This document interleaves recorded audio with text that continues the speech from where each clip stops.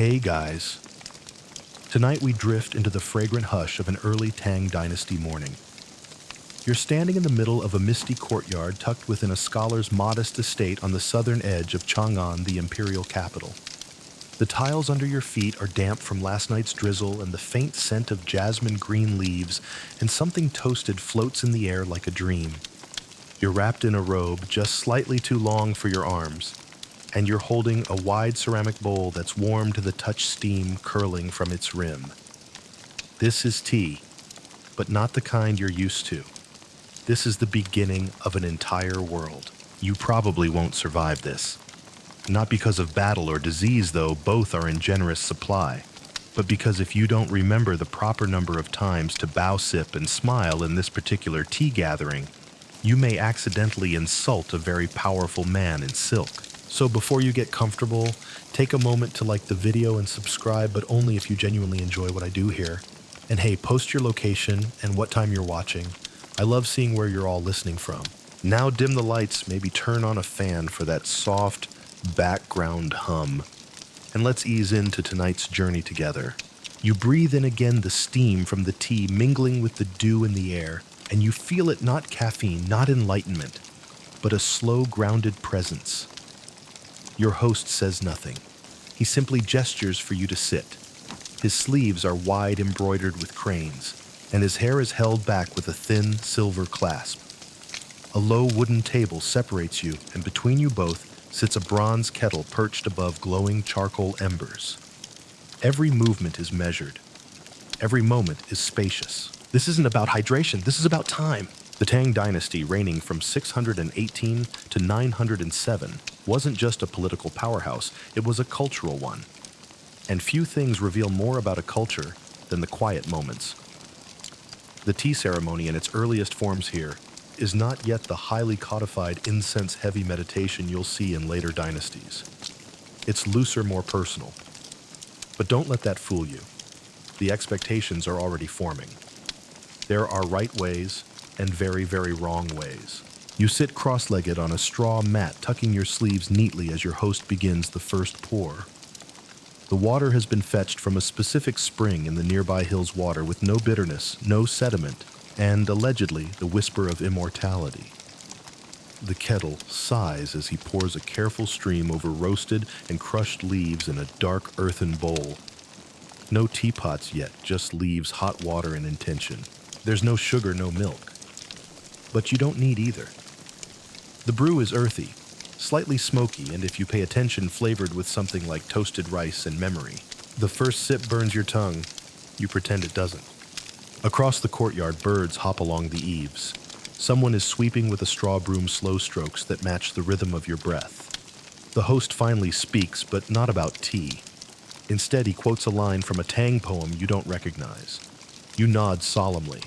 It's probably about the moon. This tea gathering isn't about impressing anyone. It's about attention, presence, respect. These are things the Tang elite prize just as much as porcelain and jade. And in the quiet of this garden, every gesture becomes a statement, even the way you hold your bowl. Historians still argue whether this version of the tea ceremony had more to do with spiritual connection or social signaling. But here in this courtyard, you realize it doesn't really matter. It's both. Like the steam that rises from your bowl and vanishes before it touches the morning sun, there's a small offering plate beside you now, slices of dried plum slivers of ginger. Not meant to fill you, just to balance the bitter notes. You take a piece and chew quietly, unsure if it's a palate cleanser or a test of your composure. Either way, your host nods approvingly. You glance around the courtyard and notice another figure seated further back, perhaps a student or a servant trained to observe. They say nothing, just watches. A reminder someone always watches, even when it's just tea. The kettle is refilled from a slender jug. A thin line of steam traces the cool air. Your bowl is refreshed without a word. This round is gentler, cooler water, a lighter steep. The taste is different, softer, as if the first round was meant to wake your body and this round your thoughts. A breeze stirs the hanging scrolls on the veranda. You catch a glimpse of calligraphy, a line from Lu Yu. the poet and scholar who would later be known as the Sage of Tea. Though he's not yet famous in this moment, his philosophies are in the air literally. Your host is likely quoting him under his breath right now. You finish your tea. There is no bell to mark the end, just the quiet recognition between two people who have shared something ancient and simple. You bow not too low, just enough. You step out of the courtyard and into the gentle hum of a Tang morning, your belly warm, your heart surprisingly calm, and your journey just beginning. You step into the winding alleys of Chang'an, the morning sun beginning to burn off the lingering mist. Paved stone paths snake between whitewashed walls and slatted wooden shutters. Merchants are just beginning to open shopfronts, rolling up the reed blinds with creaky pulls, revealing stacked baskets of herbs, scrolls, and dried fish. You move slowly, not out of fatigue, but because there's simply too much to take in. The city is waking, and with it comes the music of daily Tang life. A clatter of carts, a burst of laughter from a tea cellar, the soft ringing of bells from a nearby temple, and of course the scent of more tea. You duck under a low awning and find yourself in a small tea house. Nothing fancy, just a dark interior with 3 low tables and a curtain that doesn't fully block the sun. The floor is worn smooth by sandals and time. A woman in a teal robe with sleeves rolled to her elbows wipes down the tables with a wet rag that smells faintly of camphor and plum vinegar. She doesn't look up. "Sit if you're drinking," she says. You sit. She pours without asking your preference, just a rounded earthen bowl filled with whatever is brewing in the back. It's thinner than the ceremonial tea, a bit sour, but with a roasted edge. This isn't about art. This is fuel. Tea for travelers, scribes, and early risers too stubborn to sleep in. In the Tang Dynasty, tea isn't yet a national obsession, but it's close. Emperor Taizong may not have invented it, but he certainly drank it. And the court? They drink it in copper bowls, ivory cups, or hollowed bamboo, depending on the season, occasion, and fashion. Tea is seeping into every crack of society, from scholar to soldier to shoemaker. Historians still argue whether tea's spread was organic or politically encouraged. But you don't care right now. You're watching a cat bat a dried chrysanthemum petal across the floor. It might be the most peaceful thing you've seen all day. The woman sits down across from you. You didn't invite her. She doesn't ask. She brings a second bowl and places it in front of herself with a thud. "Foreign?" she asks, half smiling. You nod. She gestures at your bowl. "That's tea." You nod again. She raises an eyebrow. "Drink it like it's worth something." You oblige. And oddly, she's right. The bitterness fades with intention. The aftertaste blooms into something grassy, almost sweet. She tells you her father used to roast the leaves over pine needles, claiming the smoke made the tea braver. Her mother insisted on using clay pots from Sichuan because they held secrets better than metal. You imagine both parents arguing over a steaming kettle, and somehow you wish you'd met them. There's a small jar beside the table, cracked at the rim and dusted with years of fingerprints. Inside are dried tea bricks, pressed leaves shaped like discs, some carved with calligraphy or imperial seals. These bricks aren't just for brewing, they're currency. Trade them, gift them, even pay taxes with them, if you're far enough from the capital. The Tang loved a multi-use product. Outside, the street thickens with footsteps. You hear a flute somewhere, and further down, a troupe of actors shout over each other, preparing for a performance. A child races past the doorway, trailing a ribbon tied to a chicken. This isn't chaos, it's choreography, the morning hum of a Tang city alive with purpose. You ask the woman about etiquette, about how to bow properly, how to hold the bowl when someone important is watching. She shrugs. "Don't spill," she says, "and don't pretend you know more than the person pouring." Sage advice. She stands without warning and vanishes behind a curtain, leaving you alone again. But not empty. You sip slowly, bowl warm in your hands, wondering how something as simple as hot leaf water can feel like a doorway. And that's the thing in the Tang world. Tea isn't just a drink, it's a gesture, a bridge, a way to sit across from someone you barely know and still feel heard. You finish the bowl and leave a few coins on the table. The cat watches you go, tail flicking, unimpressed by your newfound reverence. You step back into the sun, blinking, and begin walking toward the eastern market, where you're told the monks sell tea leaves cured with orange peel and smoked bamboo. You're not entirely sure what that will taste like, but at this point, you'll try anything once.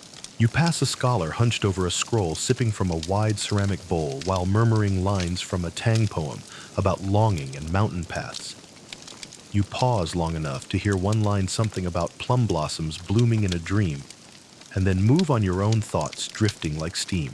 In a world filled with war, expansion, and bureaucracy, it's funny how so much weight can rest in something that fits inside a bowl, and how every version of that bowl tells a story about class, about region, about taste, and about you. You turn into a narrow alley framed by sagging rooftops and laundry lines strung like haphazard banners of linen and silk. The sky has turned hazy, and the morning air has a kind of hush to it broken only by the distant clatter of bronze bells and the occasional bark of a stray dog. Your feet crunch softly over gravel and scattered tea husks, leftovers from yesterday's brewing tossed into the street with casual reverence. Ahead, the scent of roasted barley and jasmine lures you to a modest courtyard enclosed by bamboo fencing and low stone walls.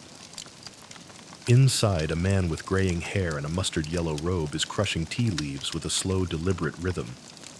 His mortar and pestle look ancient, perhaps inherited, perhaps older than you. His movements aren't rushed. They're meditative. You don't speak, you just watch. This is the art of tea before it became codified, before porcelain teacups were shaped into uniformity. Here, everything is handmade, bitter and fragrant, textured and unpredictable. In the Tang Dynasty, tea wasn't yet the elaborate performance it would later become in Song and Ming times. It was simpler, earthier, boiled in iron pots infused with onion or ginger, and drunk more like a hearty broth than a delicate perfume. Tea was sustenance. Tea was social glue. Tea was warm hands in cold mornings and a pause between political intrigues. You kneel on a straw mat beside the man who gives you a sideways glance but doesn't stop grinding. His pestle moves in tight circles, crushing the brittle leaves into a dark green powder flecked with bark and stem. You half expect him to offer some profound wisdom, but instead he says, "Don't sit there too long, the ants like visitors." Charming. You brush your robe and shift slightly. The man motions toward a small clay brazier where a kettle hums softly. Steam coils upward like a ghost, unbothered by gravity. He adds a pinch of the crushed tea stirs with a sliver of bamboo and lets it steep. Then wordlessly he pours it into a squat bowl and slides it across to you. It tastes like moss-old pine in the inside of a well-seasoned sandalwood box, and yet it works. Somehow it resets your bones. He watches you drink. "You're foreign," he says eventually. You nod. "Then you should know tea here doesn't lie. It's not dressed up to impress. It tells you what the mountain was like and what the wind said when it passed." You raise an eyebrow, but he doesn't elaborate. He just sips from his own bowl and squints into the sun. Historians still argue whether these early tea customs were primarily medicinal or spiritual, but no one denies their impact. By the Middle Tang period, tea had already crossed class lines, spilling from imperial court rituals into common street stalls and monasteries. Some monks even claimed it stilled the mind for meditation. Others liked it because it kept them awake during long sutra readings. In the distance, a pair of scholars pass by deep in debate. One clutching a lacquered box of tea bricks like a newborn, the other waving a scroll and complaining about the regional variations in steeping temperature. You catch the phrase imperial snobbery and suppress a laugh. Apparently, even then, people had opinions on the right way to make tea. The old man sighs. They argue so much, as if the leaves care. You sip again. The sun glints off the rim of your bowl. From a corner of the courtyard, a wind chime stirs. It's made of dried gourds and copper discs, and it makes a sound halfway between a sigh and a bird call. You close your eyes for a moment, letting it all wash over you, the steam, the stories, the rhythm of an empire that brewed its quiet into everything it touched. A child runs by with a bundle of firewood. A woman calls out for rice. Somewhere beyond the courtyard wall, someone sneezes 3 times and mutters a prayer. The world doesn't stop for tea, but it slows down enough to notice it. You hand the bowl back. The man nods as if something unspoken has been settled.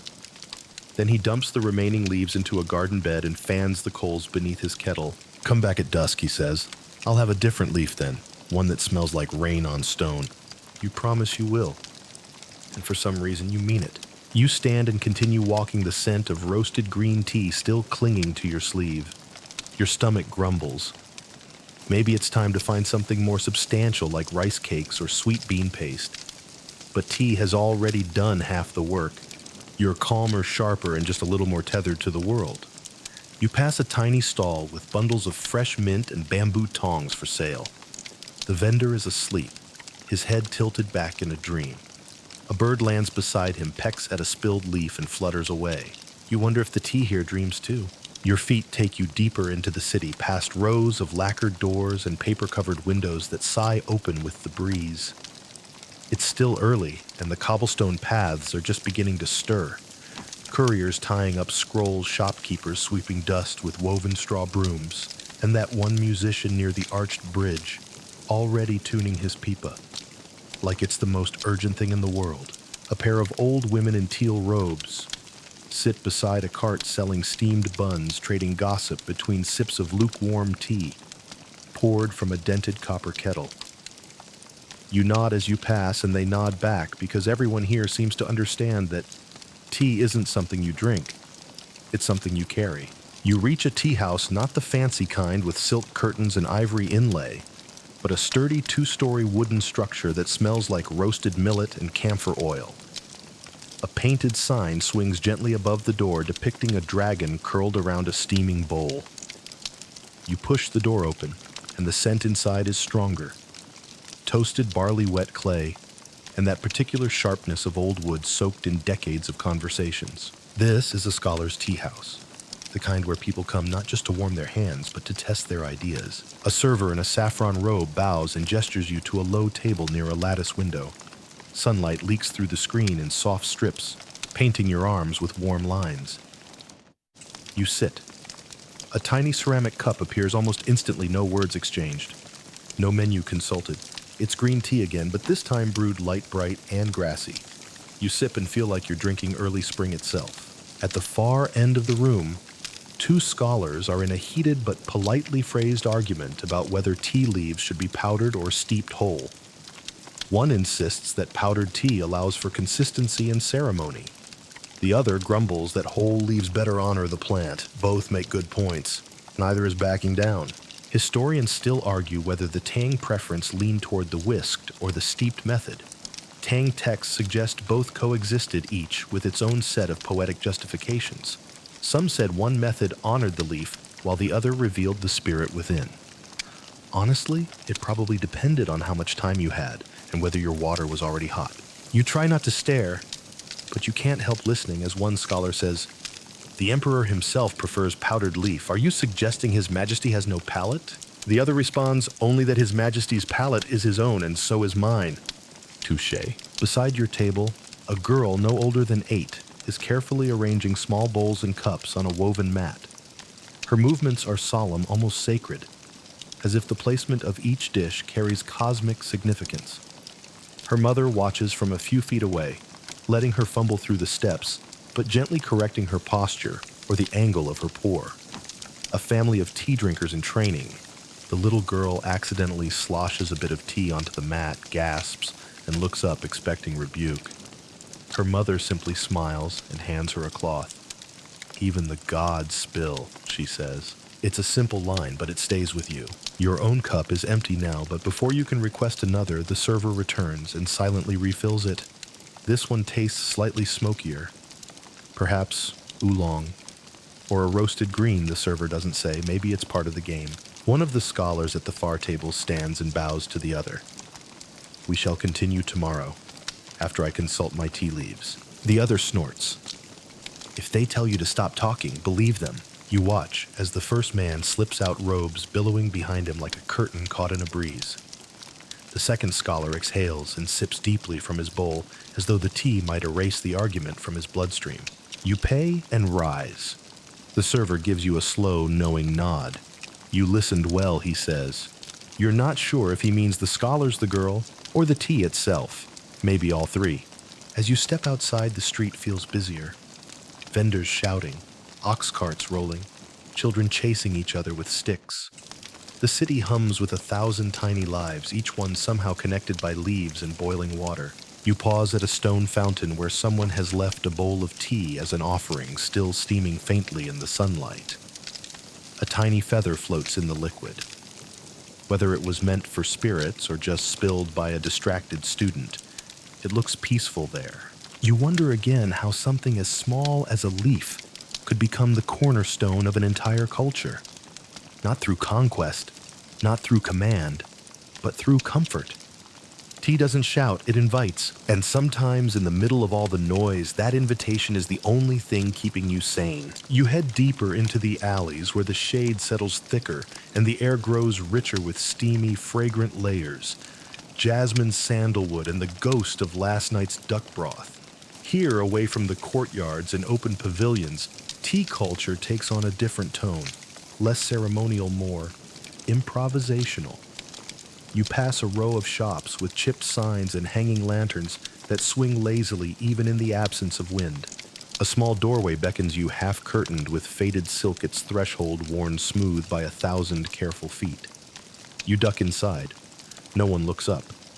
Inside the light is golden and dim, filtered through smoke and sunlight, as if time slows a little the moment you cross that curtain.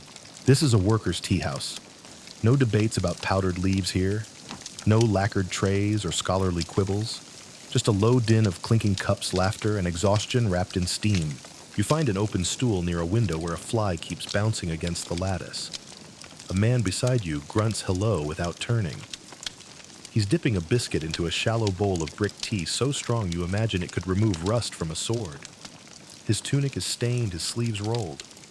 There's dirt under his nails, but a kind of peacefulness on his face that tells you he's found something like sanctuary in this bitter brew. Brick tea compressed into solid blocks like chewy dark chocolate was a staple among those who couldn't afford the delicate loose leaves preferred in the court. It traveled better, lasted longer, and could even be used as currency in some regions. Historians still argue whether it began as a practical solution or a clever tax loophole, but either way it was everywhere. You're served without asking a chipped ceramic bowl filled to the rim with strong, nearly black liquid. The taste bold's smoky, maybe a little aggressive, but warming, reliable. Like an old friend who doesn't sugarcoat things because, well, sugar's expensive. You sip and glance around.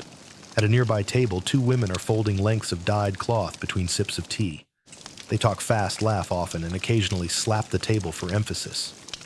You catch a word or two likely gossip. Someone's cousin marrying a butcher. Someone else's son kicked out of poetry school. The tea, it seems, doesn't care what's being said, only that something is. At the far end, a flute player in mustard robes softly hums between breaths, his instrument lying beside an untouched bowl. Whether he's here to play or just to sit in silence, no one seems to mind. Everyone's here for something a little different, yet all tethered to the same ritual pour-sip-exhale. The server, a woman with graying hair and arms strong enough to wrestle oxen, circulates with a heavy kettle. She refills your bowl before you ask. You nod gratefully. She nods back, her expression saying, "Don't worry, you'll get used to it." You look down at the tea brick resting on the shelf behind her. It's embossed with a floral pattern, the edges rubbed smooth. A reminder that even humble things can carry art in their bones. In one corner, a sleepy dog curls beneath a bench. Someone's foot rests gently on its back, rising and falling like a bellows. The room is thick with comfort, even if no one calls it that out loud. You overhear someone mention the Tea Horse Road, a network of trading paths that once wound from China through Tibet and beyond, where tea was exchanged for hardy ponies. It's said that some of these horses carried emperors to battle and monks to monasteries, and all because someone decided bitter leaves and boiling water were worth crossing mountains for. Tea as currency, tea as diplomacy, tea as daily ritual. You take another sip and it no longer feels strange to be here. You may be a stranger, but the tea doesn't care. It's been greeting strangers for centuries. One man stands to leave, brushing crumbs off his robe and sliding a few coins across the table. As he exits, he tosses a final line over his shoulder. Tea's better when your back hurts. You don't know if it's a proverb or just an honest truth, but either way it fits. As you step back into the sunlight, the air feels a little clearer, your stomach warmer. The alley doesn't seem quite so narrow. You turn and glance back through the silk curtain, but the figures inside are already drifting into their next cup, the rhythm of life, steeped in ceramic and steam. Back in the street, a boy passes with a tray of clay bowls stacked high. Each bears a different crack, a different stain, and yet none have been thrown away. Because tea doesn't require perfection, just presence. Your path leads onward, and you follow wondering just how many more doorways exist like that one. Quiet places, where tea holds people together with threads too delicate to measure. Your next turn leads you into the outer gardens of a scholar's villa, an unexpected oasis tucked into the winding maze of Chang'an's quieter neighborhoods.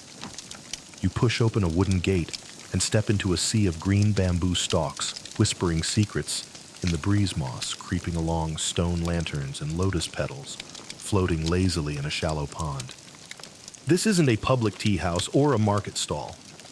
This is private tea, intellectual tea, the kind brewed slowly with purpose and far too many philosophical tangents. A slender man in long teal robes greets you with a bow so elegant it feels rehearsed. He's a minor official, retired or maybe just tired, and his idea of entertainment involves quoting poems at the birds.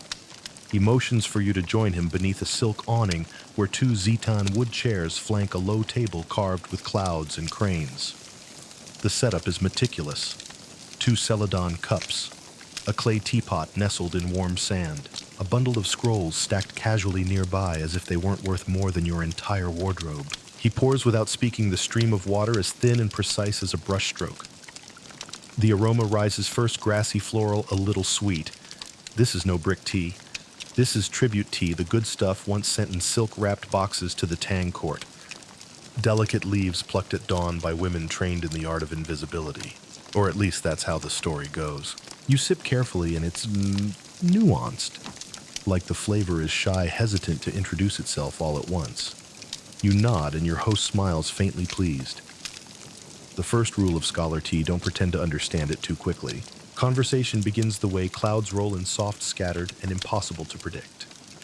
He mentions Lu Yu, the tea sage of the Tang Dynasty, whose classic of tea became a blueprint for entire generations of tea obsessives.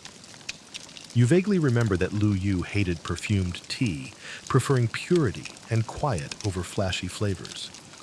Historians still argue whether his work was meant to be practical or poetic.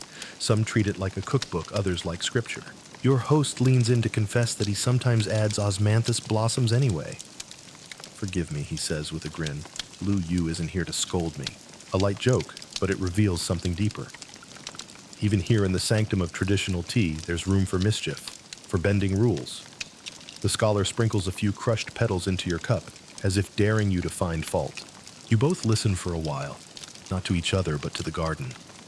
Water trickling, leaves brushing, a bird scolding another for being too loud. The silence is curated like music without instruments. Your host unrolls a scroll and points to a line of calligraphy. To taste tea in solitude is to hear one's own mind. You think you understand, then you don't. Then you do again. That's how this kind of tea works. A servant appears silent, efficient, as if conjured by thought alone. She replaces the pot with another, this one darker, earthier. A roast oolong, perhaps. Hard to say. You've stopped keeping track. The tea shifts with the mood like a good story, always changing, never in a rush. Behind you, a pine tree drops a cone with a soft thud. Your host chuckles. Even the trees approve. Later, you're shown a teapot, a small ceramic animal placed near the pot said to absorb good fortune and watch over the ritual.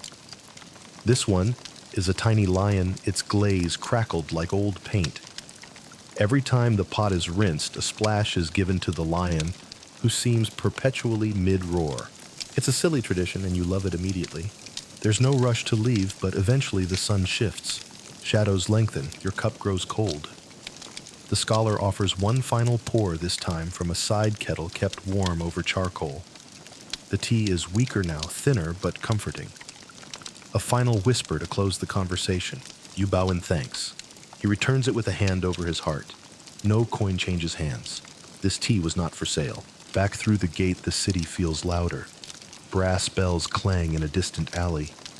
A child shouts for their mother. The garden is already fading from your senses like a dream with an aftertaste. Still, you carry the warmth of it in your chest. Not just the tea, but the space, the attention, the deliberate quiet in a world that rarely stops talking. You walk slower now.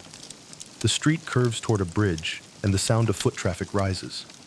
Tea culture, you realize, is not just a drink, it's a tempo. a philosophy, a reminder to pause before the next sentence begins. You cross the narrow wooden bridge, its planks worn smooth by generations of sandaled feet. Below, a quiet stream reflects the flicker of passing lanterns, each swaying like sleepy eyes in the dusk. You pause at the crest of the bridge not because you're lost, but because the smell of something roasted floats up from the far bank, pulling you forward like a charm on a string.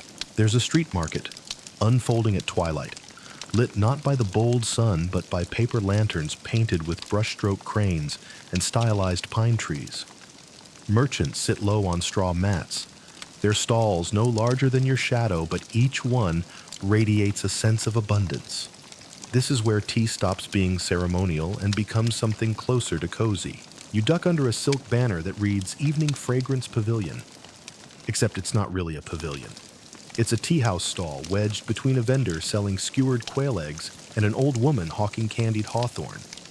Still, it's packed, and not with aristocrats or poets, but with locals laborers, rickshaw pullers, one boy still in dusty school robes. A burly man behind the counter flashes you a grin. First steep or second, he asks, already reaching for a pot. You glance at the menu, a bamboo board etched with just 4 characters. He laughs. Doesn't matter. You'll drink what I give you. And you do. It's smoky, nutty with a hint of charcoal and maybe rice. He says nothing, just watches your face, then nods satisfied. Good. Now eat this. He drops a dried plum into your palm.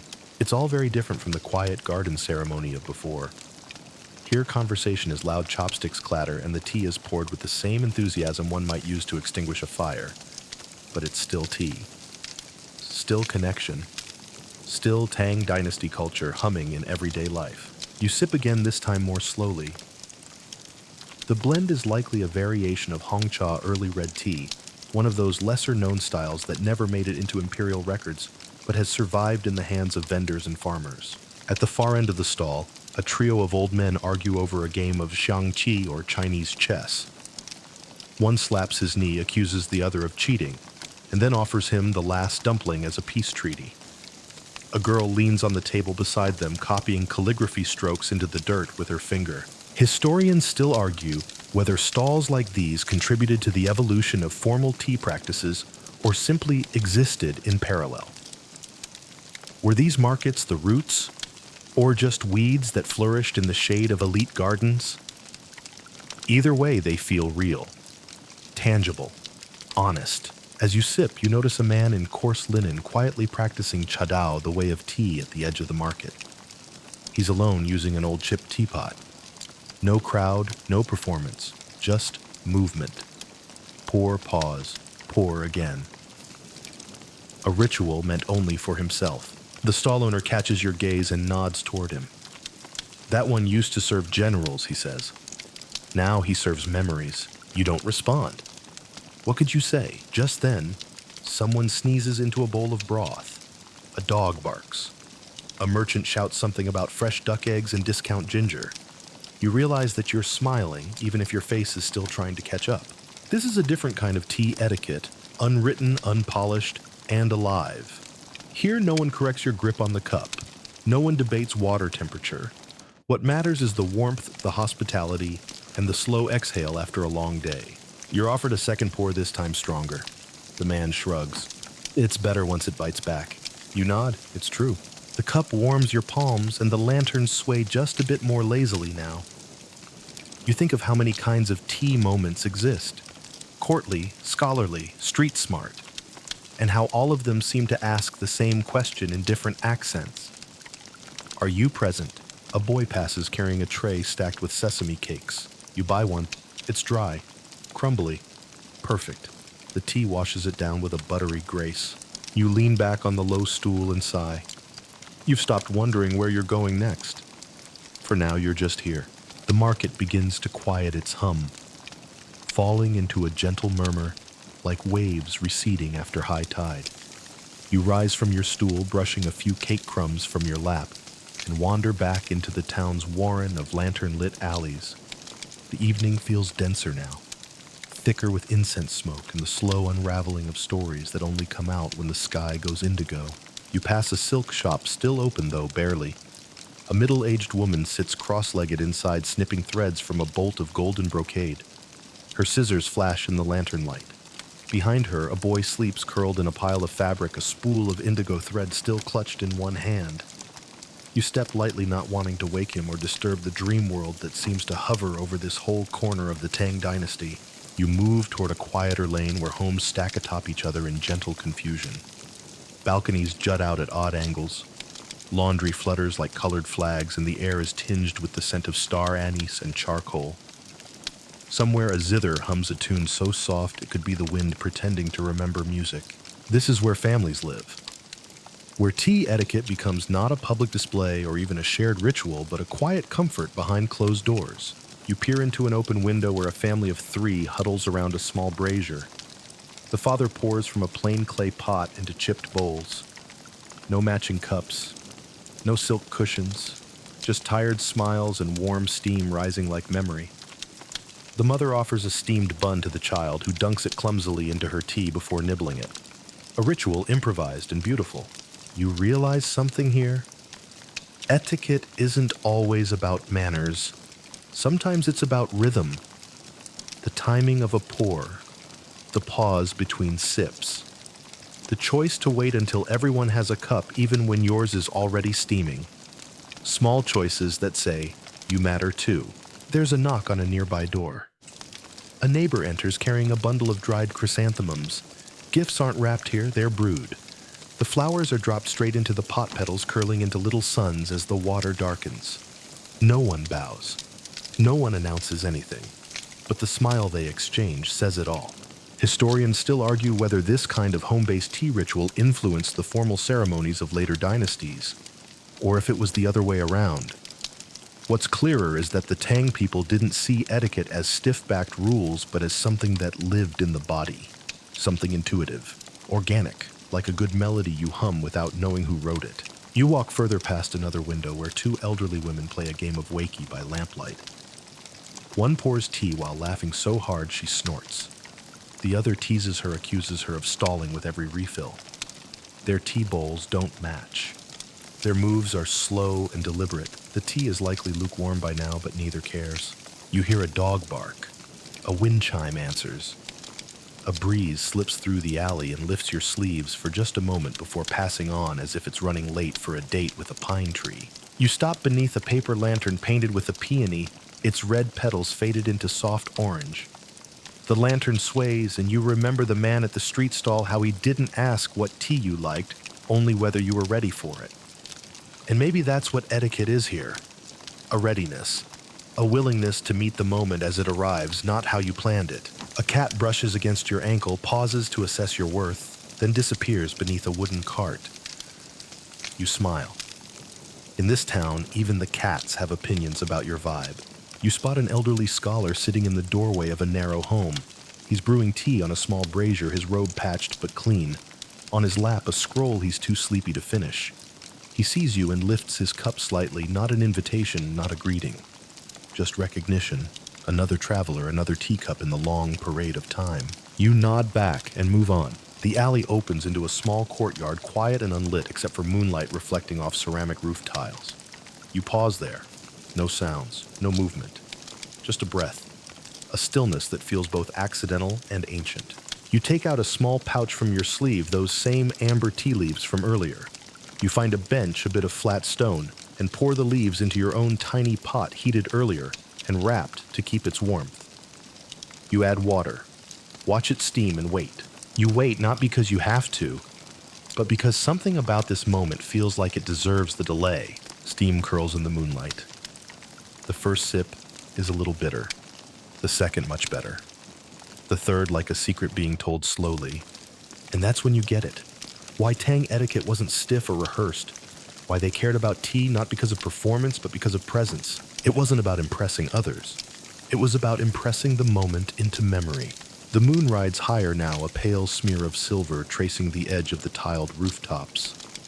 You let your fingers wrap gently around the teacup, feeling its warmth settle into your bones like old stories. You're not alone, at least, not in the way most people think of solitude. This moment, this courtyard, this cup, they keep you company in their own quiet way. A soft rustle behind you turns your head. A boy walks past balancing a tray of empty cups and rinsed tea strainers, his eyes half closed from fatigue. Maybe he's a servant heading back from one of the elite tea houses, or maybe he's just finished helping his grandmother entertain some stubborn guests.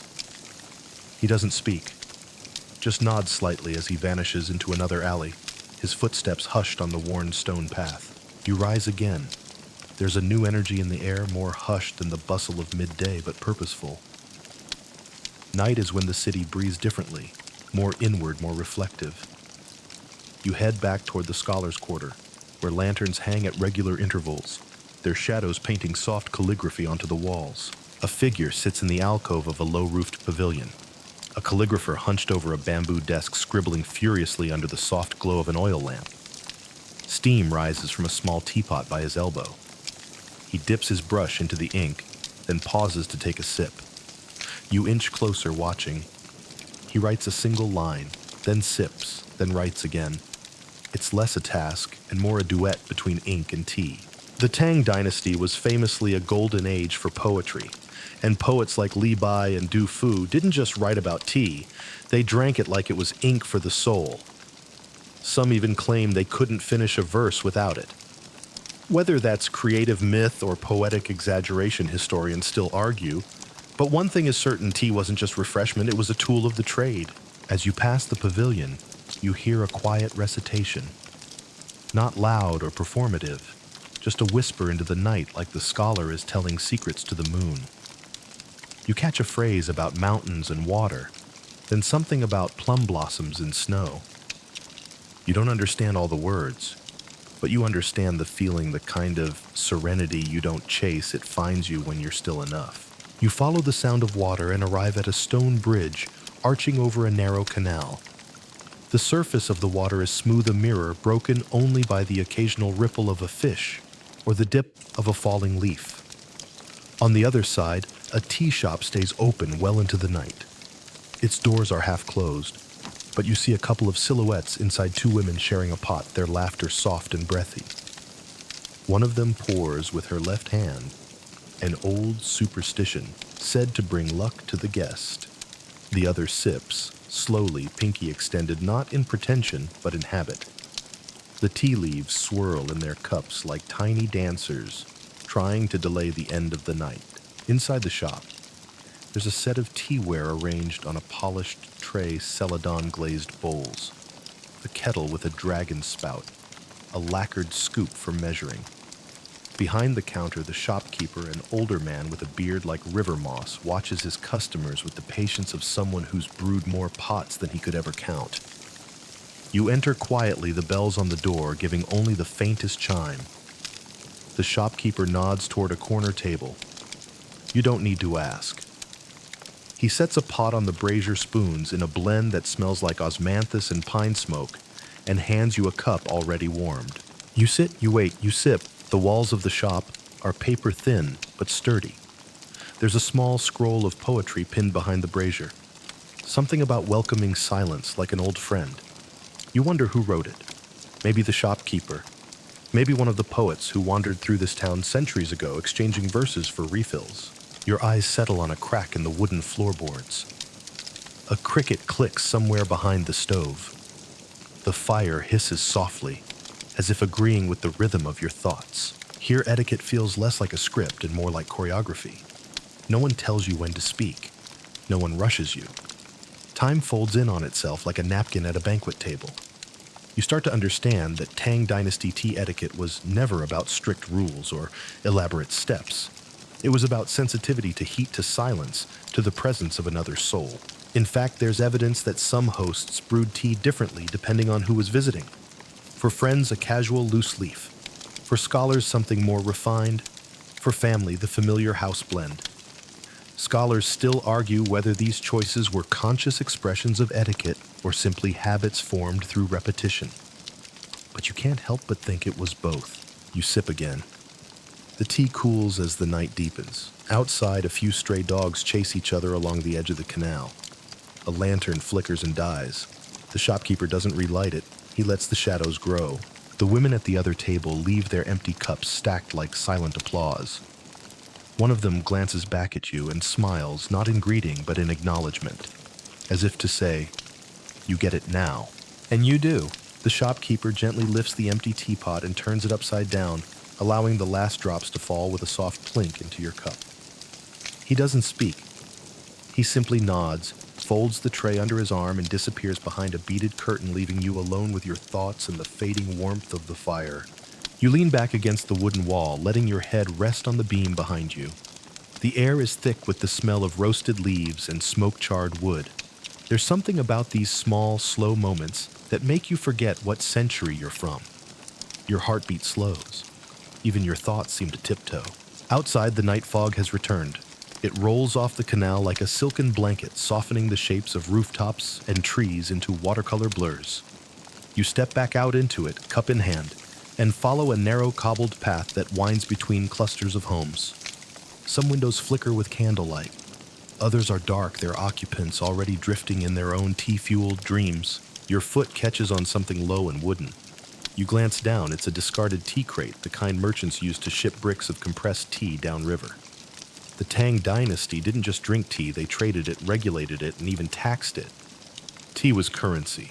Culture, medicine, you name it, they infused it. Name it they. One emperor even tried to make tea an official tribute item, collected from distant provinces like gold or jade.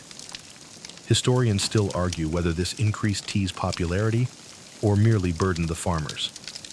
Either way, the effect was clear. Tea was everywhere, in markets and homes and temples, and increasingly in the pockets of the powerful. You pass a small shrine nestled into a stone wall. Incense curls from a burner shaped like a lotus blossom. Someone's left a cup of tea on the step, an offering. You pause, bow your head slightly, and move on. Whether it's to ancestors or wandering spirits, tea seems to find its way into every kind of prayer. Further along, you hear music, faint plucked strings, and the occasional hollow drum beat. You follow it to a low house with its doors flung open. A few people sit cross-legged inside, gathered around a musician, with a pipa resting on her lap. She plucks the strings with long, curved nails, her face calm and unreadable. The rhythm is gentle, hypnotic, like the sound of distant rain. A kettle sits beside her, steam barely rising. Every few songs, someone pours a cup, always with both hands, always with a slight bow. You join them, sitting quietly at the edge. The host hands you a small porcelain bowl with a hint of jasmine still steeping. You lift it not just to drink, but to inhale.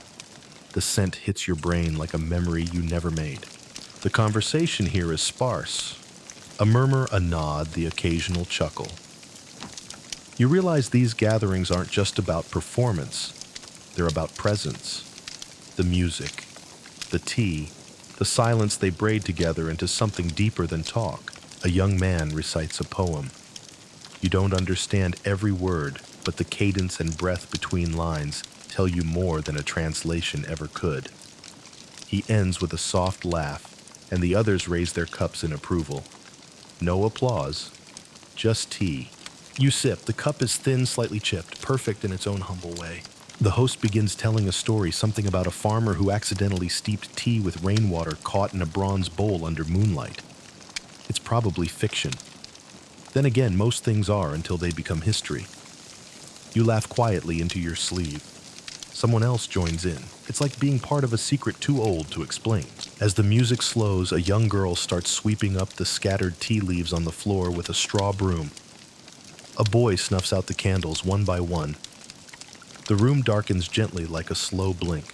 You stand and bow, and someone bows back. No one asks your name. No one needs to. Back outside, the fog is thicker. The night deeper.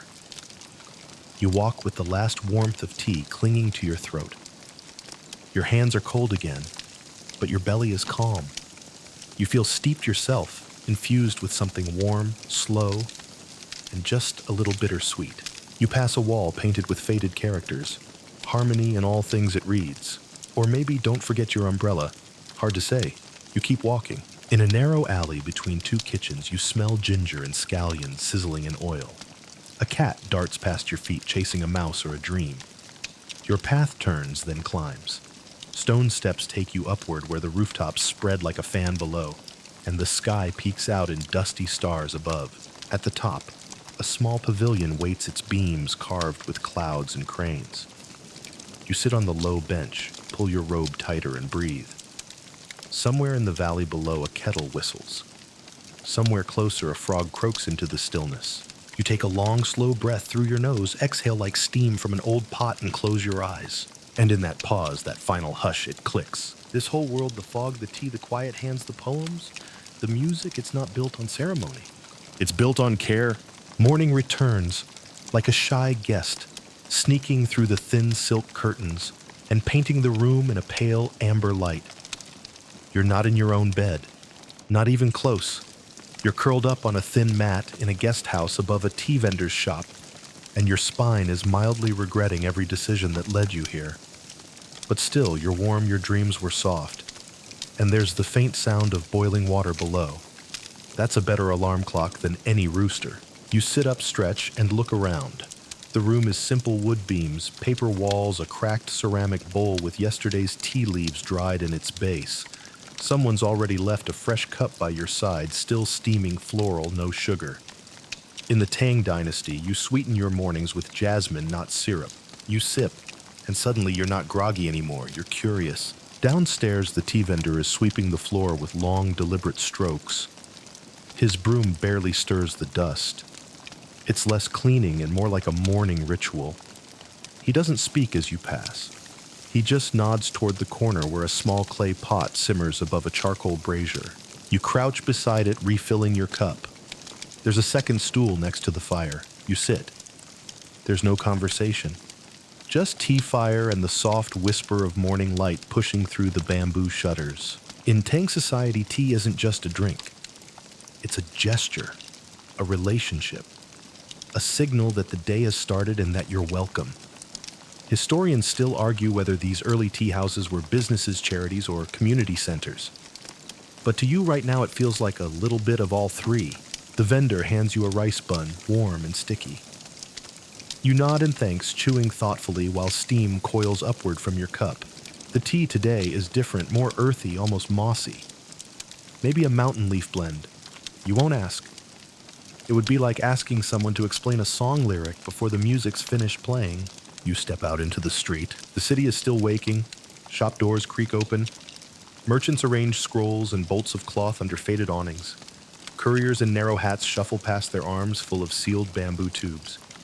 Children dart between stalls, giggling and sticky with red bean paste. The morning smells like sesame oil and wet stone. You follow the curve of the canal, careful not to slip on the mossy edge. A boat glides by, rowed by a woman with arms stronger than yours. She whistles, and a heron takes flight from the water's edge. You wave. She doesn't wave back, but the rhythm of her oars slows slightly, like maybe she noticed. You pass a group of older men playing a game you don't recognize. Flat stones, chalk marks, intense stares. There's a pot of tea in the middle of their circle, cooling in the breeze. One of them coughs and pours another cup, not looking away from the board. You think about stopping, watching, maybe asking a question. Instead, you just observe because that's what today feels like. A day of watching, not speaking. A day of listening between the clinks and sips. A bell rings from the scholars' quarter. The students will be arriving soon, some on foot, some on donkey, all with ink-stained sleeves and far too much ambition. They gather in courtyards lined with plum trees, sipping tea, while waiting to be admitted for lessons. Tea and learning go hand in hand here. Concentration steeped in caffeine. One teacher once wrote that tea sharpens the mind and softens the heart. He also once tripped over a cat mid-lecture, so you take it with a grain of, well, not salt, maybe dried ginger. Near a bridge, you stop at a tea house perched over the canal like a lantern on stilts. The sign sways in the breeze-painted calligraphy, peeling at the edges. A few customers already sit inside each one, hunched over a low table with small cups and thinner books. You slide onto a stool by the open window. The breeze carries the scent of blooming osmanthus. A young server in a saffron robe approaches, holding a kettle carved with cloud patterns. No menu, no questions. He just pours. You nod in thanks and he's gone. This cup is more delicate than the last. Sweet but not sugary. Maybe plum blossom blend again, you don't ask. There's something sacred about not knowing too much. You stare out at the water. Ducks glide past in a lazy row. Somewhere nearby, a lute begins to play a tentative, clumsy tune like someone just learning. It wobbles, then steadies. There's a man at the corner table sketching. Not the scenery, but the steam rising from his tea. He dips his brush into ink and dabs gently at a rice paper square. Each stroke captures the ephemeral, the disappearing. You get it. Some mornings, all you want is to hold on to the way tea curls against the rim of a cup, the way quiet stretches long enough to feel like safety. Outside, a child squeals. His father gently scolds him in verse, not yelling rhyming. Poetry is discipline. Tang parents unexpectedly elegant. The server refills your cup without a word, and suddenly you're not just drinking tea anymore. You're part of it. The warmth, the silence, the rhythm of other lives folding quietly into your own. There's no ceremony, no grand speeches, just the hush of morning in a dynasty that has made stillness an art. The scholar with the brush catches your eye, nods once, and returns to his work. You finish your cup, set it down with care, and rise. The door creaks open behind you as someone else enters, and the whole thing begins again. You walk away from the canal tea house, still feeling the echo of the steam rising from your cup and the soft wooden floor beneath your feet. Tang Dynasty mornings are like scroll paintings that slowly unfurl, revealing more detail the longer you look. And as you step into the shaded alleys between vendors and poets, the scent shifts, less floral now, more wood smoke and fermented bean paste. You pass a boy balancing a wide bamboo tray atop his head. It's piled high with steamed buns. He doesn't look more than 9, but he weaves through the crowd with a grace that suggests he was born on these streets. A dog follows him hopefully. It's not going to get lucky. The buns are spoken for, probably by a tea guild down the lane. You follow the crowd toward the southern market. It's not just a place to shop.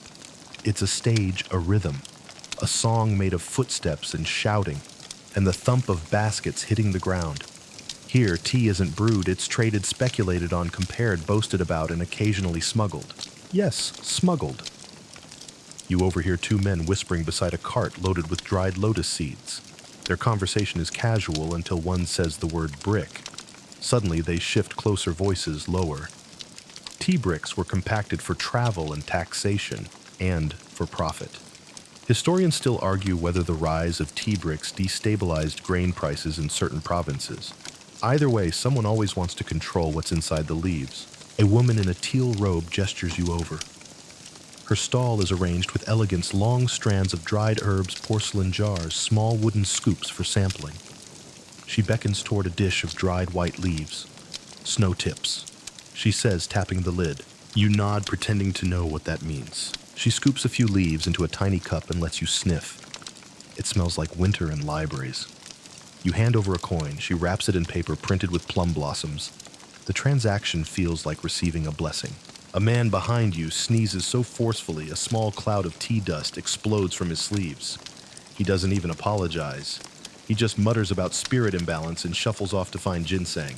You wander deeper into the market, into the part where labels blur and things get experimental. Someone is selling salted duck eggs dyed pink.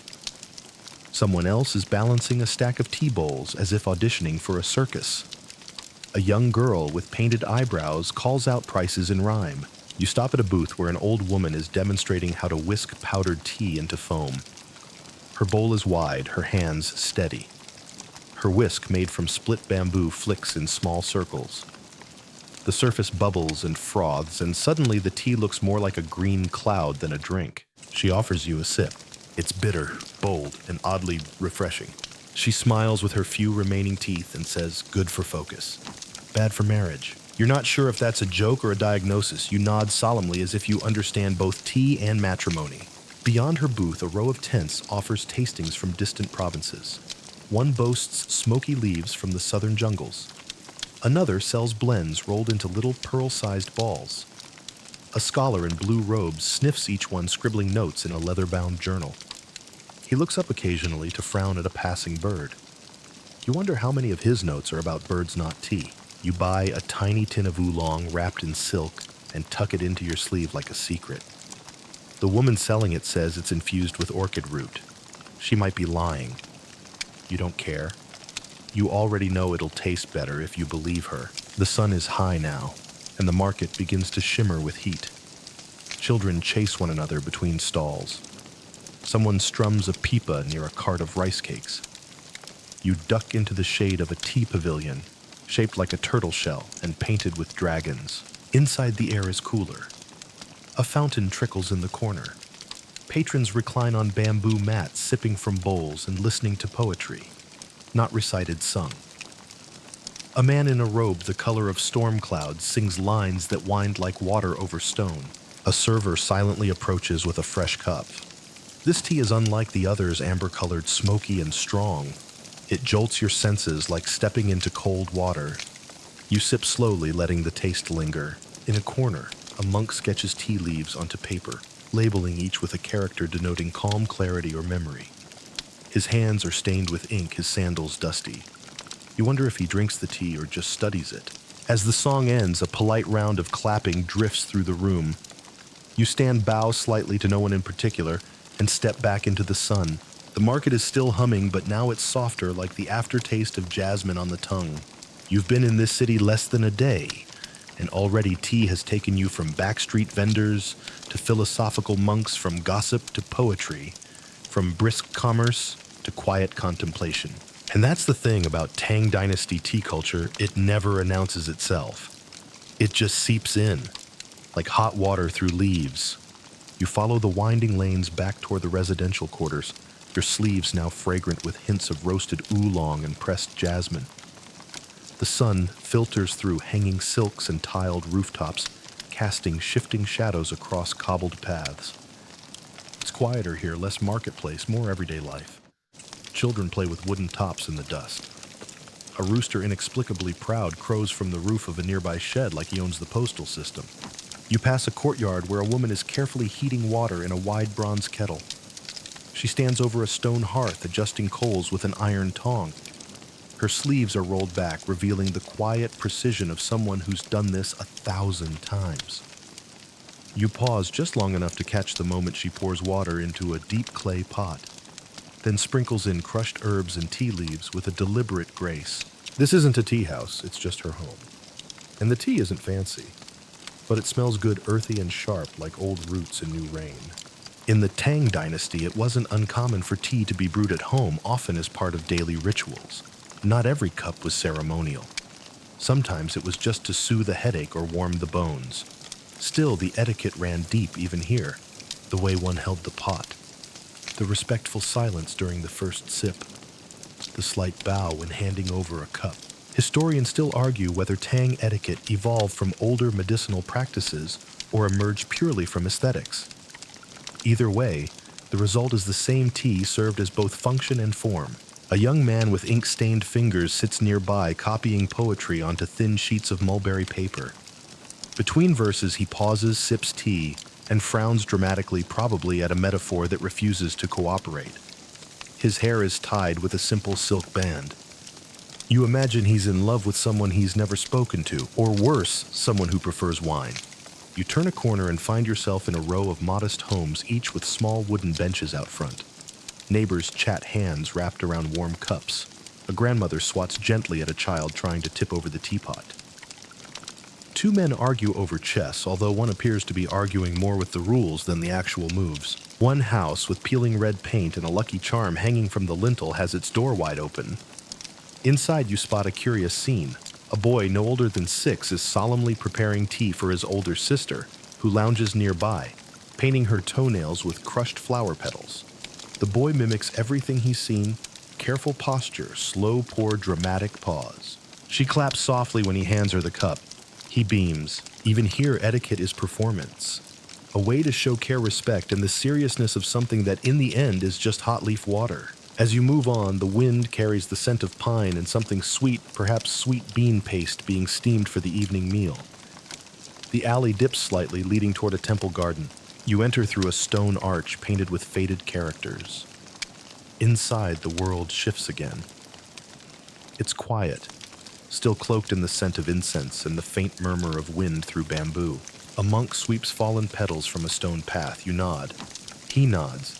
Nothing more is needed. Beneath a willow tree, a circle of low benches surrounds a stone table. On it sits a clay teapot, 2 cups, and a small scroll unfurled halfway. You approach with the care of someone entering another person's dream. A second monk sits cross-legged brewing. The kettle rests on a brazier shaped like a lion's head. He gestures for you to sit. No words. Just a shared breath, the soft gurgle of water, the aroma of roasted tea leaves releasing their secrets. The cup he offers you is chipped but clean. You sip. The taste is deep woody mineral with a faint echo of something floral. It's not the best tea you've had today, but it's the most meaningful. He watches your face for a moment, then returns to his scroll. You sit in silence. A dragonfly lands on your sleeve, waits, then flits away. It's in moments like this that Tang etiquette reveals its true nature, not rules but rhythms, not rigidity but ritual. Every gesture is an invitation to pause, to notice, to honor the passing moment. You stand to leave. The monk doesn't look up. He doesn't need to. Your footsteps say enough. Outside the temple, the city stretches on a live, chaotic, fragrant buzzing. You're not quite ready to return to its noise, so you duck into a nearby garden where tea bushes grow in orderly rows. A woman tends them with a curved blade in a woven basket. She hums to herself, occasionally flicking a leaf off her shoulder. You watch her work for a while, how she selects only the youngest leaves, how she folds them gently into the basket as though placing them to sleep. You wonder if your own tea leaves from earlier came from this very garden? Probably not, but maybe. And even if they didn't, it doesn't matter. Because here tea is a story passed from hand to hand, from field to hearth, from stranger to stranger. You glance at the sky. It's beginning to pinken with the soft blush of evening, and there's still more tea to be tasted. You stroll deeper into the outskirts of the city now, following the scent of drying herbs and the low chime of metal on stone. There's less foot traffic here, fewer ornate robes and more calloused hands. These are the districts where artisans live, where teapots are born from earth and sweat not ceremony. You pass a row of modest workshops, their doors flung open to let in the breeze. A potter kneels at his wheel, his bare feet pressing the treadle, shaping clay into a squat little pot with a curved spout and a lopsided lid. It's imperfect, but that's the charm. The Tang Dynasty may have prized elegance, but real life always leaves fingerprints. Across from him, a blacksmith hammers away at what will become a brazier stand. Sparks leap like fireflies into the air. You flinch instinctively, then feel silly. You're just a ghost in this world. They can't see you, but somehow the heat still feels real. In a small courtyard, 2 women are drying tea leaves on wide, shallow baskets made from bamboo. They toss the leaves gently to ensure even sun exposure. A toddler nearby chews on a sandal and contributes absolutely nothing to the process, which he seems deeply proud of. Historians still argue whether the large-scale commercial processing of tea began during the Tang or earlier under the Han. But most agree the Tang transformed tea from a mere medicinal tonic into a cultural cornerstone. You round a corner and find yourself standing in front of a shop with a faded banner. It flaps lazily in the wind, painted with the characters for Cha Yi tea art. Inside, shelves are lined with all manner of cups, pots, and wooden trays carved with dragons, clouds, and peach blossoms. The shopkeeper, a man with an enviable mustache and robes the color of autumn bark, waves you in. You nod politely and step into the quiet. He doesn't rush to sell you anything, he just gestures to a long table near the window, already set for tea. A tray, 3 cups, a small pot. A steaming kettle rests nearby. With deliberate movements, he begins. First, he rinses each cup with hot water, tipping them onto the tray so the water spills into a hidden trough. Then he pours the water into the empty teapot and swirls it, warming the clay. He's not speaking. You're not asking questions.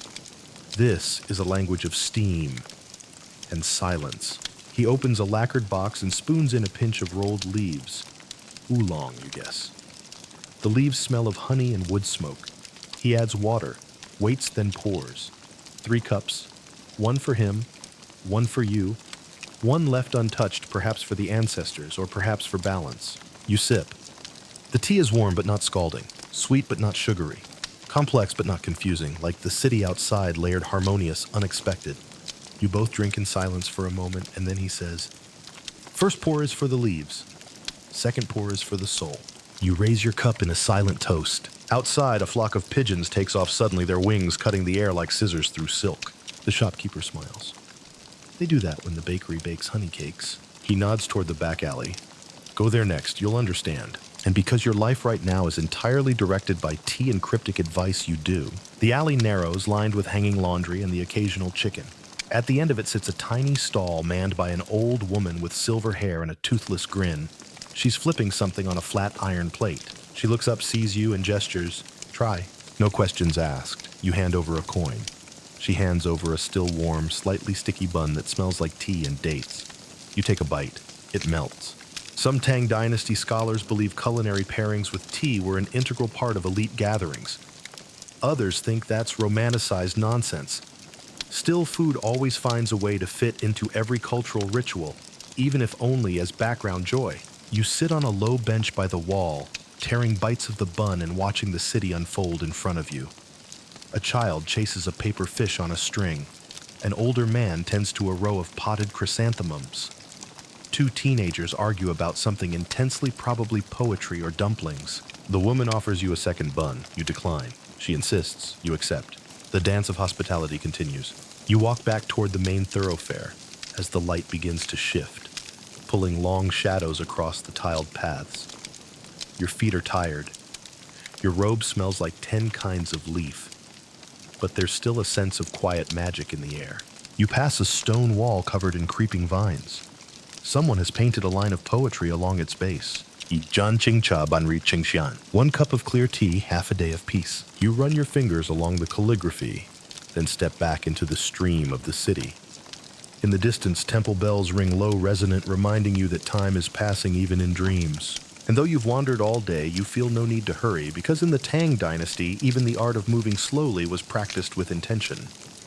You follow the sound of the temple bell drawn like a thread on a loom. It echoes softly, folding into the hush of dusk like the city's breath exhaling after a long, fragrant day. The crowds begin to thin. Market stalls are closing one by one, their owners humming tuneless melodies as they pack up tea bricks, herbs, and sweet lotus cakes into baskets bound with twine. You move through the western district now, where the old temples rise on shallow hills and the river curls like a sleeping dragon. The wind off the water is cooler here. The scent shifts again from roasted barley and incense to river mud, wet reeds, and camphor trees. A boy runs past with a lantern shaped like a carp, its paper scales glowing red in the fading light. Behind him, his father carries 2 folded mats and a pouch of loose tea. They're heading to the temple steps like many others gathering for a sunset ritual. Not a sermon, but a tea circle. Historians still argue whether these temple-adjacent tea gatherings were rooted in spiritual observance or social bonding or both. What is clear is that Tang monasteries were key hubs for tea preparation, storage, and even innovation. Monks brewed it for guests, for meditation, for warmth in winter. Tea was comfort offering and rhythm all in one. You reach the stone stairs and climb slowly, running your hand along the carved balustrade worn smooth by centuries of palms. At the top, there's a small courtyard shaded by ginkgo trees. Golden leaves tremble in the twilight. The monks are already seated in a circle clad in soft gray robes, heads shaved, expressions unreadable. You're welcomed silently with a nod and shown to an empty cushion. You sit. A bell chimes once, then again. A monk places a clay pot on a small brazier. Another uncorks a gourd and gently spills the leaves into a carved wooden scoop. They work in perfect tandem, no words, no wasted motion. The steam rises, curling upward like dragon smoke. Each step is deliberate, warming the cup, steeping the leaves, the silent passing of the first cup. To the abbot, the careful clockwise turn, as each person receives their share. You sip. You've had a dozen cups today, but this one feels different. Thicker somehow, grounded. Like the leaves remember every hand that has touched them. A temple cat, orange, indifferent pads across the courtyard, rubbing against ankles, choosing laps with imperial disdain. When it chooses yours, you dare not move. As the tea is refilled, a monk begins to hum a slow, low melody that vibrates in your ribs. Another joins in, then another, and soon the whole circle is humming like a swarm of bees in harmony. There are no words, only vibration. Only sound folding in on itself like silk. Then silence. And then the final cup. It's darker than the others, over-steeped bitter. You raise it to your lips anyway. The bitterness wakes something in you. Not unpleasant, but honest. A reminder that sweetness is only one note in the song. The bell rings again, once, twice. The ritual is over. You stand with the others. The cushions are shaken out, the cups rinsed, the pot emptied. No one speaks. The silence is companionable like the last notes of a lullaby. You step down the temple stairs as the stars appear one by one. The sky is ink, the moon a pale smudge just above the rooftops. As you make your way back into the city, you pass a narrow lane where a shadowy figure tends a row of charcoal braziers. He's roasting tea bricks. Yes, roasting. Another Tang-era quirk. Some folks believed it deepened the flavor and made the tea easier to store. Whether it improved taste or just made everything smell like smoke is still a matter of heated scholarly debate. You keep walking warm now from within. Every door you pass flickers with lamplight. Inside, families laughing over meals, scholars poring over scrolls, lovers sharing silence over tiny cups. At one doorway, an elderly woman looks up and catches your gaze. She lifts her cup in a toast. You bow slightly. She smiles. Then she's gone again, swallowed by the shadows of her home. Eventually, you reach the riverbank once more. The water glints like spilled ink. You sit on a worn stone bench, the kind carved long ago and forgotten by its maker. Across the water, the city glows softly, wrapped in steam, quiet and leaves. Your robe is wrinkled. Your feet are sore. You've had more tea than blood today. And still, you feel as though you've barely begun to understand it. Because tea in the Tang Dynasty wasn't just a drink. It was a mirror, a rhythm, a way of moving through the world that said hush.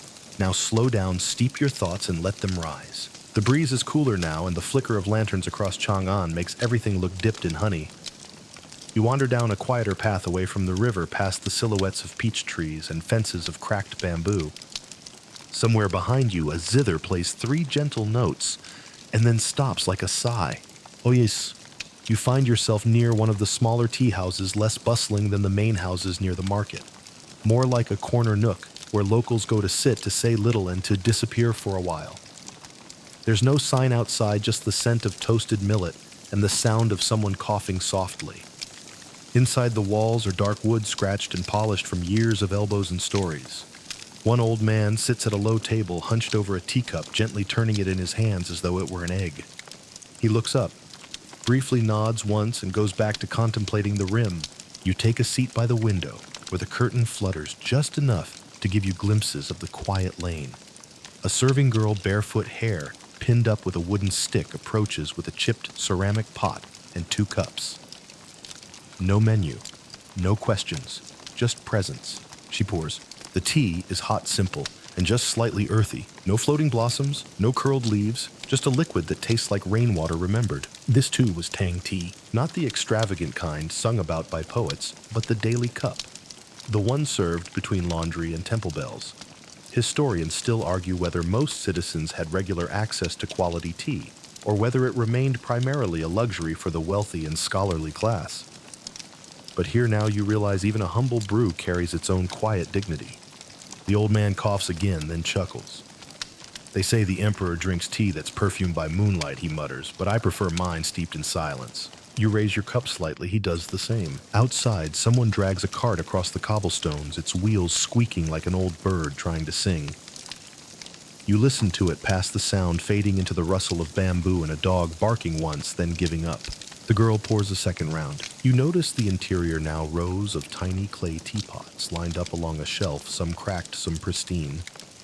Each one has a story you imagine, given as a wedding gift, saved from a fire, bought with the last coin after a failed business deal. One is shaped like a gourd, another a squat toad with its mouth wide open. Another has no lid at all, just a piece of cloth tied tightly with twine. These aren't collector's pieces. They're lived-in objects, the kind that know how to keep secrets. In one corner of the room sits a group of workers, 3 women, and a man, sleeves rolled up, tired in that shared, silent way people are when the day has been long and their tea needs to be strong. They sip quietly. One of them begins humming a lullaby off-key but heartfelt. You sip your tea slower now. It's cooling, the flavor changing slightly. Slight bitterness creeping in, not unpleasant, just honest, like the end of a day when you did your best even if no one noticed. You reach for a second cup and notice your hand is trembling just a little. From fatigue, from peace. Hard to say. You cup the vessel with both hands now like the monks at the temple, like the poets by the river, like the emperor maybe in his golden robes. Because this isn't just a drink, it's a gesture, a pause, an agreement between you and the world that for these few sips you will ask for nothing. You will only receive. The old man sighs. He stands slowly, stretches bows to the girl, and hobbles out. You watch his figure disappear into the shadows beyond the door, hunched but unhurried. She collects his empty cup, wipes the table with a cloth that smells faintly of citrus peel, and begins to hum the same lullaby the other woman sang. It's getting late. You finish your cup. Outside, the lanterns are dimmer now. The breeze has turned a little colder, and your robe feels thinner than before. Still you sit, because leaving means the spell breaks.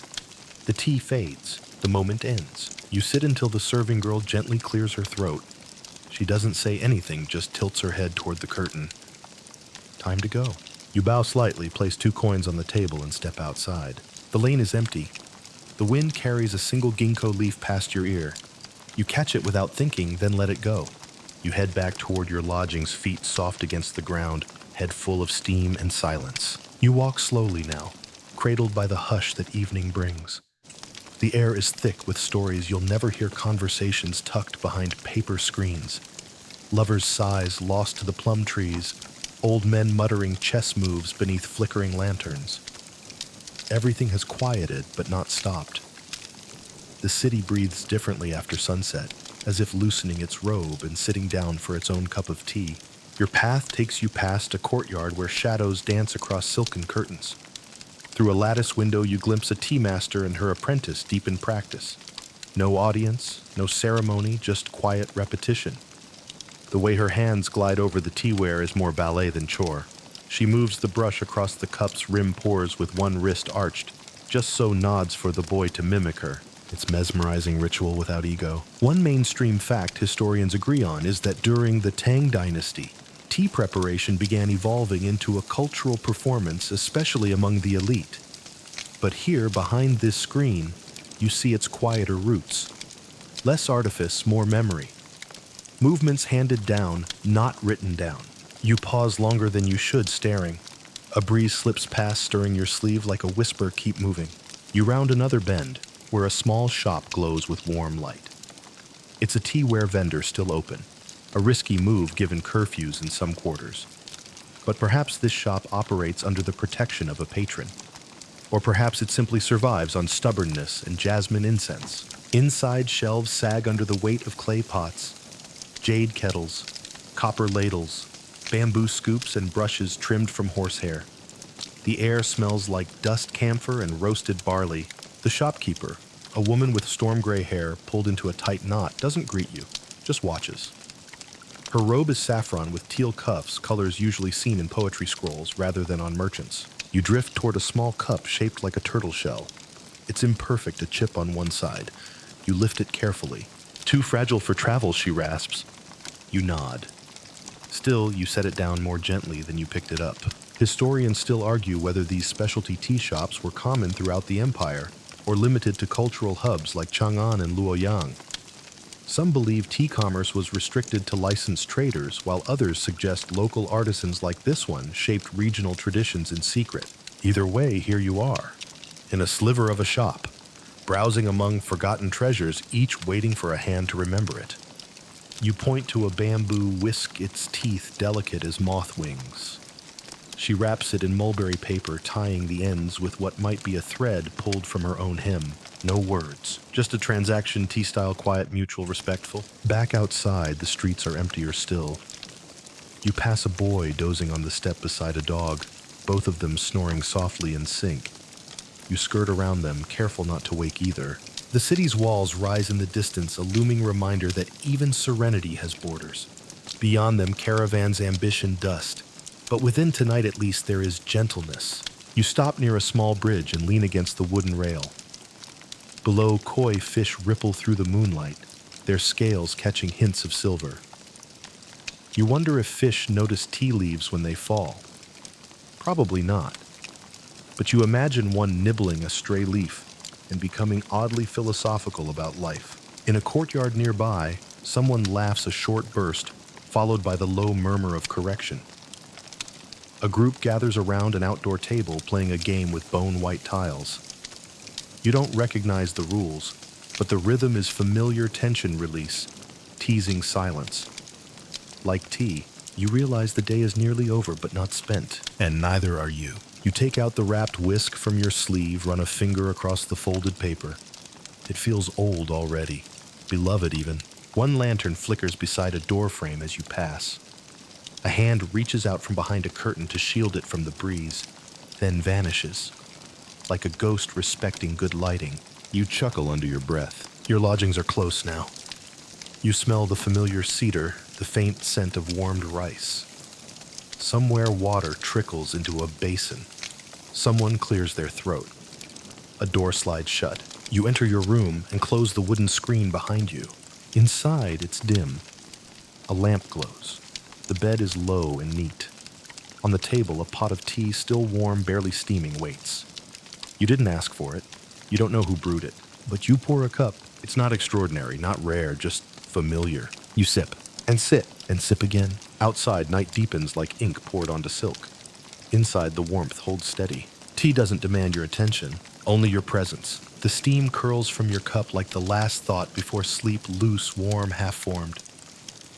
You lean back against the cushion and stare at the flickering lamp, its light throwing long shadows against the walls. The tea in your hand isn't expensive or ceremonial. But after the long, winding journey you've taken through Tang Dynasty Street's market stalls and mist-drenched gardens, this quiet brew tastes like peace. You're not alone. Through the thin wall, you hear the slow brush of a broom, someone sweeping dust in lazy arcs. A soft knock down the hall suggests a servant delivering hot water, or maybe a midnight snack, steamed buns and pickled radish if you're lucky. But you don't move. Your limbs have settled into the floor like roots, and your heartbeat has synced with the rhythmic drip from the teapot's spout. In this moment, you begin to understand why tea mattered so much here, not just as a drink, but as a pause, a space between words, a ritual that asks nothing but still gives everything. One mainstream historical fact that scholars agree on is this: by the mid-Tang Dynasty, tea was no longer just a luxury. It was a daily fixture. Farmers drank it. Monks steeped it before meditations. Soldiers carried compressed cakes on the road. Entire towns were built around its cultivation trade and consumption. And yet, even with all this ubiquity, tea never lost its soul. Your eyes scan the simple interior of the room: a straw mat, a lacquered chest, the teapot, your cup, and a tiny dish of plums you hadn't noticed before. You nibble one tart soft with a whisper of salt. It balances the tea perfectly.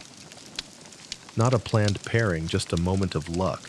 You think back to the garden with the scholar who sipped in silence to the tea master, and her apprentice to the man who poured tea in the middle of a market shouting match. The tea remained steady through it all, an anchor in a shifting world. Historians still argue whether this cultural devotion to tea was rooted in Buddhism, Confucianism, or simply human nature's love of warmth and stillness. All three seem plausible. The Tang were deeply spiritual, deeply orderly, and deeply tired, it seems, from the endless dance of bureaucracy and border wars. Tea gave them a center. You close your eyes for a moment. In that stillness, a memory surfaces, something you saw earlier in the day. A child playing in a muddy alley, scooping water into a cracked cup, pretending to host a tea party with 2 ragged dolls and a beetle. Even make-believe honored the ritual. Even play had etiquette. You smile. Down the street, a night watchman taps his wooden clapper, marking the hour.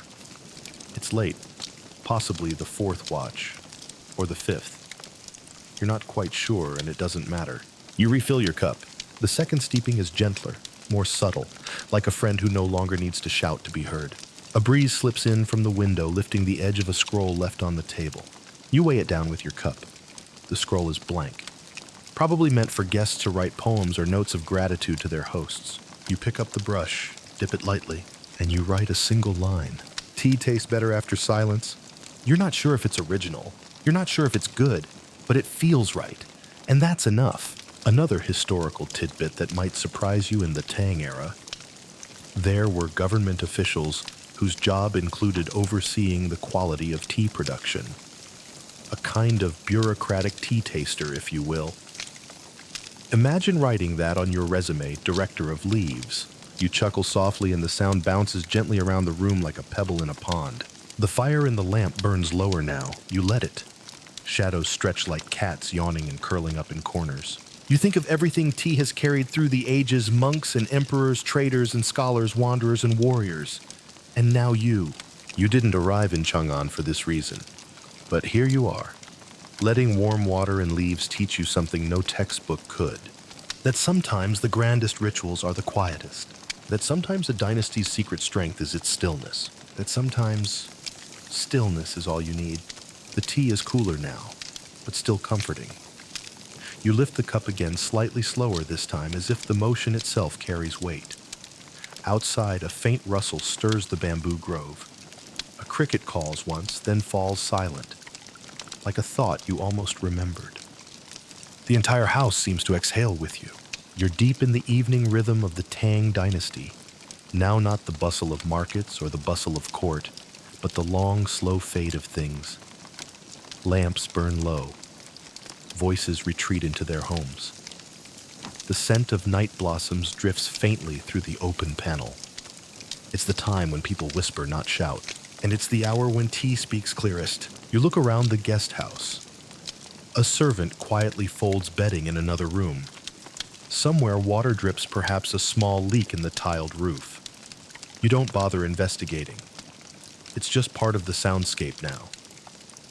Everything slows, melts, rearranges itself into softness. And into this stillness comes a small memory the first time you ever tasted tea.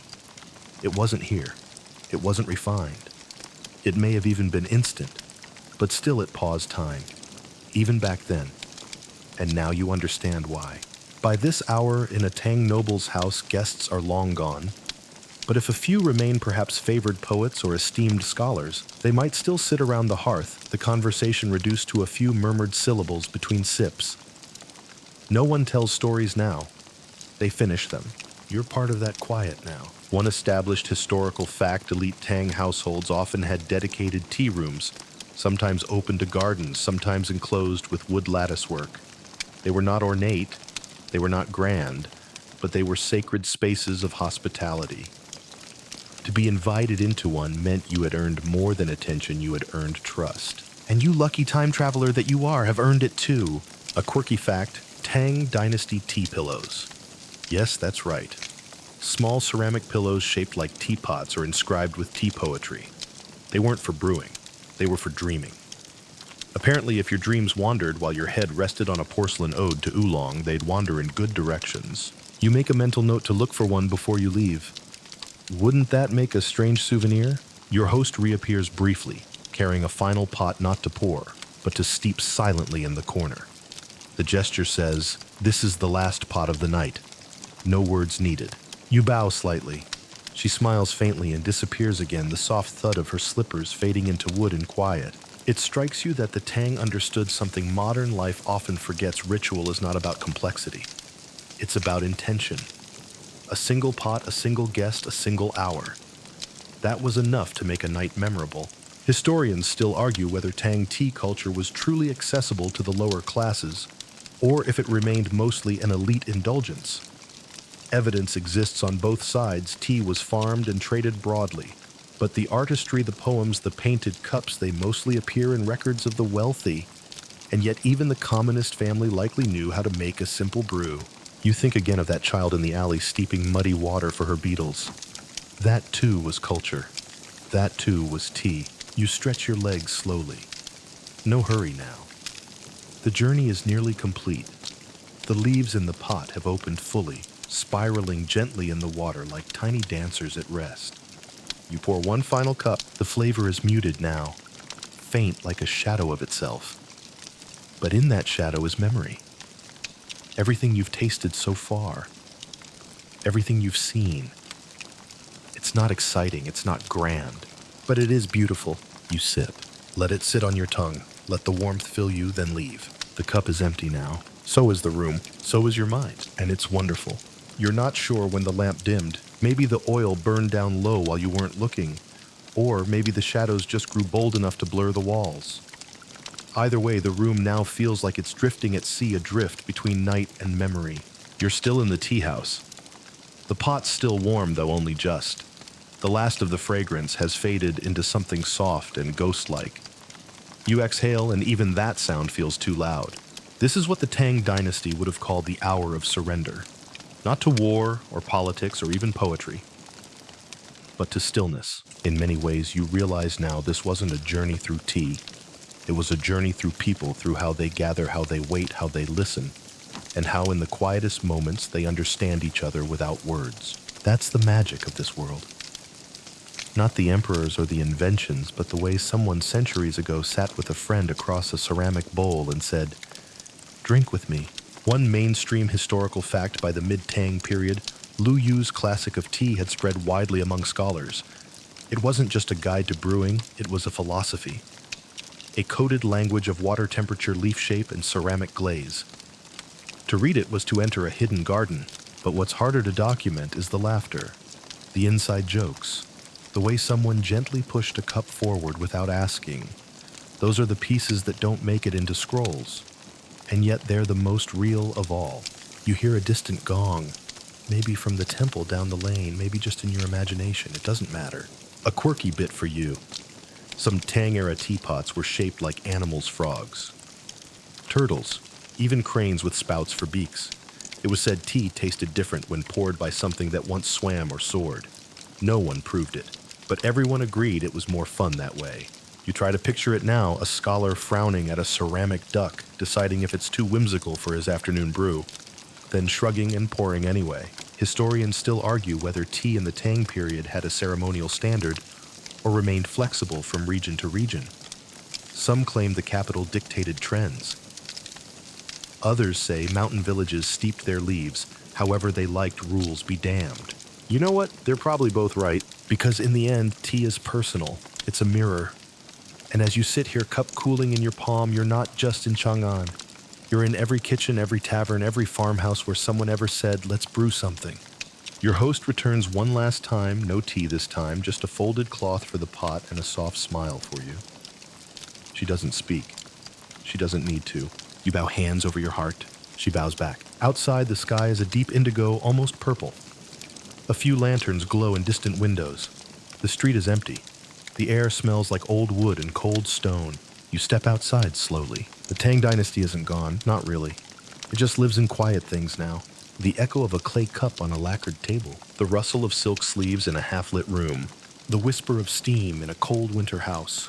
And as you walk away from the guest house, your hands tucked into your sleeves, you realize something. You don't need to remember every fact. You don't need to recite the names of poets or emperors. You just need to carry the feeling, the warmth, the stillness, and the invitation.